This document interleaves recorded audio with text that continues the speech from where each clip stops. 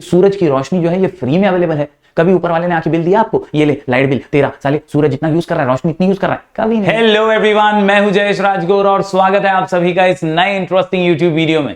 दोस्तों, हम पढ़ रहे हैं क्लास 12 का इकोनॉमिक्स न्यू सिलेबस और ये है चैप्टर नंबर 2 का एक और महत्वपूर्ण वीडियो। यूटिलिटी एनालिसिस पढ़ रहे हैं हम और पिछले कुछ वीडियोस में हमने लॉ ऑफ मार्जिनल यूटिलिटी को कवर किया। हमने देखा कि यार additional benefit which a person derives diminishes with increase in stock.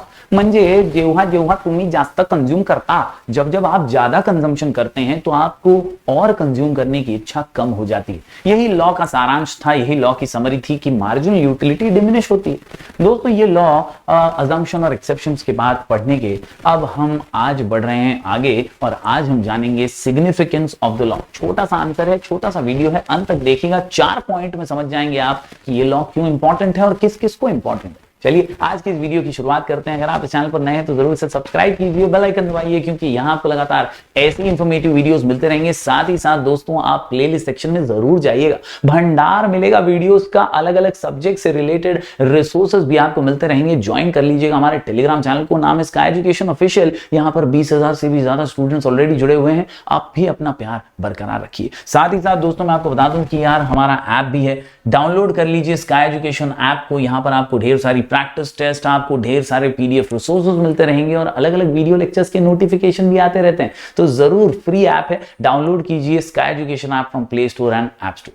बात करें यूटिलिटी की तो यार हम ऑलरेडी जानते हैं कि यार यूटिलिटी क्या है। तो it is the want satisfying power of a commodity. Want satisfying power of a commodity, capacity of a commodity to satisfy human wants is called as utility. हमने लॉ के जरिए पढ़ा कि यार additional benefit which a person derives from a given increase in stock defer diminishes। क्या defer diminishes? हमने देखा कि यार लॉ यही सिंपल बात कहता है। क्या कहता है लॉ? लॉ कहता है कि भाई मार्जिनल यूटिलिटी ये तो हमेशा डिमिनिश ही होती है, ये तो हमेशा डिमिनिश ही होती है। जब आप ज्यादा कमोडिटी को कंज्यूम करेंगे, कंजम्पशन को इंक्रीज करेंगे, वैसे वैसे मार्जिनल यूटिलिटी डिमिनिश होती जाएगी। लेकिन दोस्तों, आज हम जो पढ़ने जा रहे हैं वो है सिग्निफिकेंस ऑफ द लॉ। यानी कि हम पढ़ने जा रहे हैं कुल मिलाकर के 4 पॉइंट्स जो आपको समझाएंगे कि यार ये लॉ इंपॉर्टेंट क्यों है। Why is this law important? तो भैया this law is important to the consumers. इसकी यूजफुलनेस है किसके लिए? कंज्यूमर्स के लिए। साथ ही साथ ये यूजफुल है टू द गवर्नमेंट, सरकार के लिए भी उपयोगी है। And the basis of paradox of value, इस लॉ के जरिए आप समझेंगे ऑपोजिट वैल्यूज को, वैल्यू इन यूज और वैल्यू ऑफ एक्सचेंज को। साथ ही साथ ये लॉ जो है ना, ये लॉ ऑफ डिमांड जो अगले चैप्टर में हम पढ़ने वाले हैं उसकी भी बुनियाद है। जी हाँ, the base of law of demand is law of diminishing marginal utility. चलिए फटाफट से पढ़ लेते हैं चारों पॉइंट्स को एक एक करके। सबसे पहले पॉइंट की बात करूं यहां पर तो ये है यूजफुलनेस टू कंज्यूमर्स। सिग्निफिकेंस हम पढ़ रहे हैं। पहला पॉइंट है यूजफुलनेस टू कंज्यूमर, यानी आपके मेरे जैसे ग्राहकों को भी ये लॉ बहुत काम का है। आप बोलेंगे सर कैसे? तो आपको पता चलता रहता है इस लॉ के जरिए कि आपकी मार्जिनल यूटिलिटी कब मैक्सिमम होती है, कब टोटल सैटिस्फैक्शन आपको मिलता है और कब आपको रुक जाना चाहिए और ज्यादा कंज्यूम नहीं करना चाहिए। यही लॉ तो समझाता है। Yes, this law creates awareness among the consumer. आपल्याला जागरूक बनवतो। To obtain a maximum utility from the limited resources it is necessary to diversify the consumption. यानी सिर्फ एक ही चीज बार बार कंज्यूम मत करते रहिए। यही तो ये लॉ सिखाता है कि डाइवर्सिफाई कीजिए ताकि आपकी यूटिलिटी हमेशा बढ़ती रहे। बढ़ते हैं दोस्तों आगे दूसरे पॉइंट की ओर। यूजफुलनेस टू कंज्यूमर्स के बाद सरकार के भी तो काम आती है। जी हां, लॉ ऑफ डीएमयू गवर्नमेंट के भी काम आता है। The law is useful to government, याद रखने का, इन फ्रेमिंग वेरियस पॉलिसीज। क्या?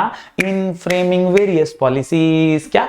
In framing various policies. अलग अलग योजनाएं बनाने के लिए, जनहित के लिए, सोशल वेलफेयर के लिए जो भी योजनाएं सरकारें बनाती हैं ना, उनको फ्रेम करने में, लोगों तक पहुंचाने में मार्जिनल यूटिलिटी का लॉ बहुत इंपॉर्टेंट है। कैसे? तो भैया ये योजनाएं डायरेक्टली तो नहीं बन जाती, कहीं ना कहीं ये प्रोग्रेसिव टैक्स पॉलिसी हो, ट्रेड पॉलिसी हो या प्राइसिंग पॉलिसी जैसी योजनाएं, ये सारी योजनाएं कस्टमर के सेटिस्फैक्शन को समझकर ही बनाई जाती हैं। तो लॉ ऑफ डीएमयू आपको समझाता है सरकार के तौर पर कि यार कस्टमर कब ज्यादा सेटिस्फाई होगा, कब कौन सा कंजम्पशन डाइवर्सिफाई करेगा। इससे पॉलिसीज बनाना आसान हो जाएगा। तो यहां था दूसरा point, usefulness to the government. बढ़ते हैं आगे। तीसरा पॉइंट जो है बेसिस। बेसिस काय का? Basis of paradox of value. मतलब भाई ये लॉ जो है ना, लॉ ऑफ डीएमयू सिग्निफिकेंट है ताकि हम समझ पाए कि कौन सी वस्तु का वैल्यू इन यूज ज्यादा है और वैल्यू इन एक्सचेंज ज्यादा है, यानी पैसे किसके लिए ज्यादा देने पड़ते हैं और कौन सी चीज यूज में ज्यादा काम आती है। तो अगर हम बात करें हवा पानी की, तो यार हवा तो फ्रीली अवेलेबल है कि नहीं? ये सूरज की रोशनी जो है ये फ्री में अवेलेबल है।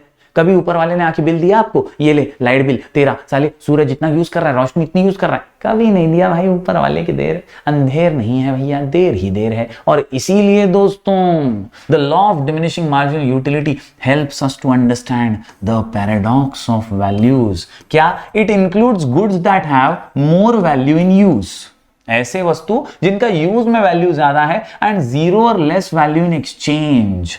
यानी ये हवा जो है, एयर, वाटर जो है दोस्तों, सनशाइन जो है, ये बहुत ही सिंपल है। ये यूज में तो बहुत है। अब हवा को तो बिना हवा के तो हम जी नहीं पाएंगे, तो हवा यूज में बहुत है, लेकिन क्या उसके पैसे महंगे हैं? बहुत फ्री है वो तो। वैल्यू इन एक्सचेंज जो है वो हवा की कुछ भी नहीं है।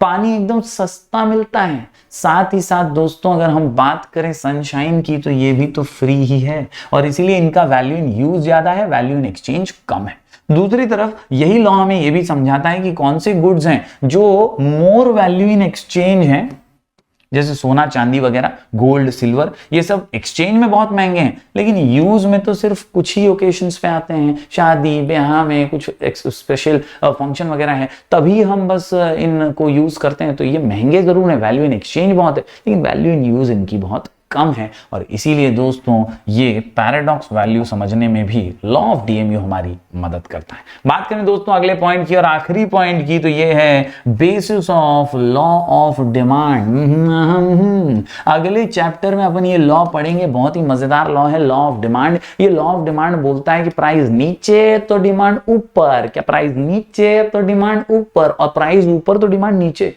मतलब अगर महंगा है तो लोग कम खरीदेंगे और सस्ता है तो लोग ज्यादा खरीदेंगे, है कि नहीं? ये लॉ ऑफ डिमांड है। अगले चैप्टर में मैं आपको पढ़ाऊंगा डिटेल में। लेकिन यहां पर क्या कहा गया है? यहां पर कहा गया है कि law of diminishing marginal utility जो है ना, वो डिमांड की बुनियाद है।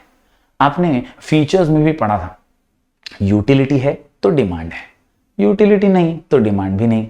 अगर हमें कोई चीज काम आने वाली है तो हम उसकी डिमांड करेंगे, वरना क्यों करेंगे? और यही यहां पर समझाया जाता है। The law of demand is based on the law of DMU. According to the law of demand, the quantity demanded of a good rises with a fall in price and falls with an increase in price. किसी भी वस्तु का demand बढ़ता है जब उसका price fall होता है, और अगर दोस्तों प्राइस बढ़ गया तो भैया डिमांड फॉल हो जाता है, falls with an increase in price. ठीक है? When a consumer purchases more and more units of a good, its marginal utility steadily declines. ये तो लॉ ऑफ डीएमयू बोलता ही है कि जब तुम एक ही चीज बार बार कंज्यूम करोगे तो मार्जिनल यूटिलिटी कम हो जाएगी। अब मार्जिनल यूटिलिटी कम हो गई तो यार he would buy additional units of commodity only at a lower price। यानी अगर आपकी यूटिलिटी कम हो गई है तो अब आप ज्यादा पैसा क्यों दोगे? अब आप कम में ही लेना पसंद करोगे। इसीलिए लॉ ऑफ डिमांड जो है लॉ ऑफ डीएमयू पे बेस्ड है। यहां पर दोस्तों 4 पॉइंट्स हमने कंप्लीट किए। 4 पॉइंट्स का ये सिंपल सा हमारा answer, significance of law of DMU,